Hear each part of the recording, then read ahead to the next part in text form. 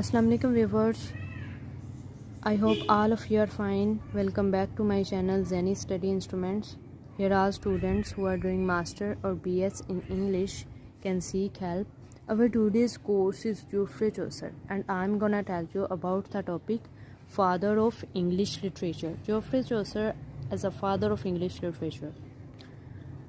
Guys video start करने से पहले टॉपिक स्टार्ट करने से पहले आपसे रिक्वेस्ट है please subscribe my channel and press the bell icon to get notification of my new videos about literature. और जो व्यूवर्स जो मेरे फ्रेंड मेरे चैनल पे सब्सक्राइब कर चुके हैं उनसे रिक्वेस्ट है प्लीज़ वीडियो का एंड तक वॉच किया करें ताकि आपको फुल टॉपिक की समझ आ सके।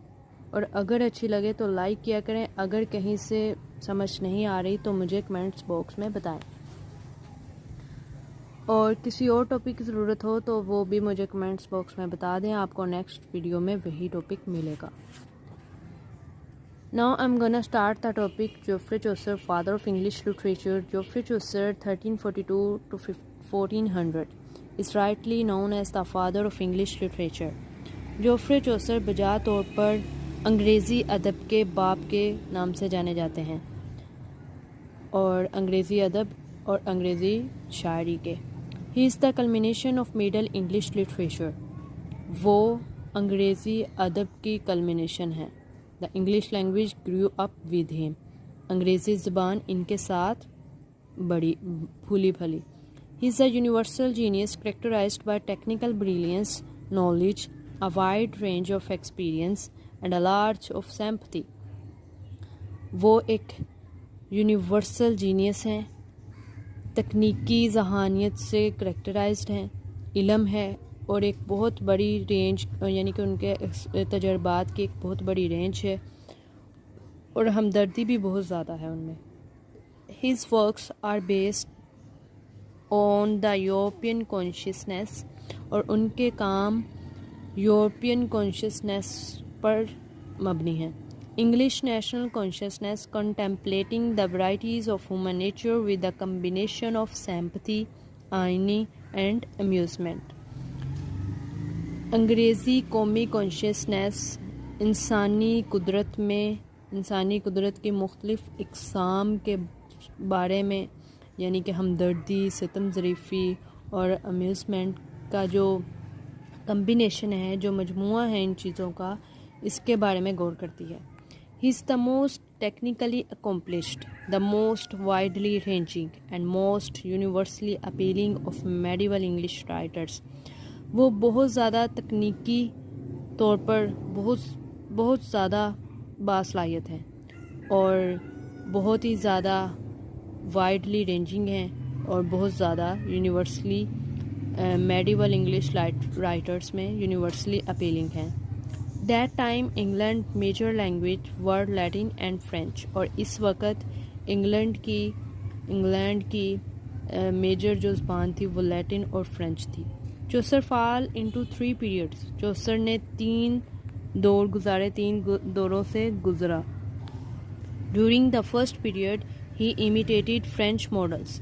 और सबसे पहले दौर के दौरान इन्होंने फ्रेंच मॉडल्स के बारे में गौर किया।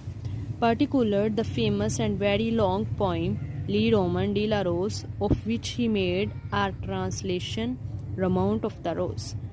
ख़ास तौर पर इन्होंने एक मशहूर और बहुत तावील पोइम ली रोमन डी ला रोज के लिखी और उसके बाद रमाउंट ऑफ द रोज उसकी यानी कि उसका तर्जमा किया। ली रोमन डी ला रोज पोइम थी और जिसका तर्जमा रमाउंट ऑफ द रोज था। This poem which gives intimate introduction to the medieval French romances. और इस पोइम जो gives intimate introduction to the medieval French romances और जिसने मेडिवल फ्रेंच रोमांसेस का इंट्रोडक्शन तारफ़ बहुत अच्छे अंदाज में इस नज़म ने दिया। In this period he also wrote a book of duchess. और इस पीरियड के दौरान इन्होंने डचेस की एक किताब लिखी, the poem of the second period 1373 to 84। Show the influence of Italian literature. اور دوسرے دور یعنی کہ 1377 سے لے کر 84 تک کا جو دوسرا دور تھا اس کی جو نظمیں تھیں نظموں نے اٹالین ادب کا اثر ظاہر کیا، especially of Dante's Divine Comedy and Boccaccio's poems, اور خاص طور پر ڈینٹ ڈیوائن کامیڈی اور بوکیکس کی نظمیں تھیں. In this period he wrote The Parliament of Fools which contains very dramatic and satirist dialogue. اور اس دور میں انہوں نے پارلیمنٹ آف فولز بھی لکھی جو بہت ہی ڈرامیٹک تھی اور مزاحیہ تھی. چوسر third period 1384 to 1390 may be called the English period. In the legend of good woman he employed. چوسر کا جو تیسرا دور تھا 1384 to 1390 تک شاید اس سے انگریزی کا دور کہا جا سکتا ہے. In the Legend of Good Women, اور اچھی عورت کے صفات کی وجہ سے ہی employed for the first time, انہوں نے امپلائڈ رکھا پہلی دفعہ دا ہیروئک کپلٹ، ایک ہیروئک کپلٹ کو. It was during this period that he wrote the Canterbury Tales, his greatest poetic achievement. اور یہ اس دور کے دوران ہوا جب انہوں نے کنٹربری ٹیلز لکھی تھی، اور یہ ان کا عظیم شاعرانہ کامیابی تھی. which places us in the heart of London، جو لندن کے دلوں میں ابھی بھی جگہ بنائے ہوئے ہے. Here we find his gentle kindly humor which is Chaucer's greatest quality at its very best. یہاں ہم ان کی نرم دلی، رحم دلی، ان کا ہیومر یعنی کہ ان کی ذہانت کے بارے میں تلاش کریں گے جو چوسر کی عظیم صفات ہیں اور جو ان کے لیے بہت بہتر ہے. چوسر is known as the father of English literature not because there was no English poet before him but because his work made English a language of daily use. چوسر انگریزی کے باپ جانے جاتے ہیں، انگریزی ادب کے باپ جانے جاتے ہیں. انگریزی ادب کے باپ جانے جاتے ہیں اس لیے نہیں کہ ان سے پہلے انگریزی کا کوئی شاعر نہیں تھا، بلکہ اس لیے جانے جاتے ہیں کہ انہوں نے جس لینگویج میں اپنا کام بنایا، اپنا کام لکھا، اس لینگویج کو انہوں نے ڈیلی یوز کے لیے استعمال کیا. یعنی کہ ان کے کام انگریزی زبان ایسی، یعنی کہ ان کے کاموں کی زبان تھی جو ہماری روزمرہ زندگی میں استعمال ہوتے تھے. His work made English a language of daily use. ان کے کاموں نے انگریزی زبان کو روزمرہ استعمال ہونے والی زبان بنا دیا. His work brought English fame all over the world. اور ان کے کاموں نے انگریزی کے یعنی کہ فیم حاصل کی، شہرت حاصل کی پوری دنیا میں. Chaucer's poetry has been read and enjoyed continuously from his own day to this. چوسر کی شاعری ان کے اپنے دن سے لے کر اب تک بہت ہی زیادہ پڑھی جاتی ہے اور لطف اندوز کی جاتی ہے. The greatest of his successors from Spenser and Milton to Tennyson and William Morris have joined in praising it.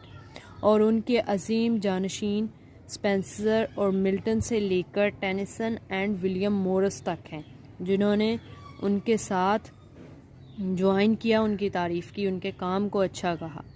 چوسر disregarded altogether the old English tradition. چوسر بہت ہی زیادہ یعنی کہ پرانے انگریزی رواج سے بالکل ہی نظر انداز ہو چکے تھے.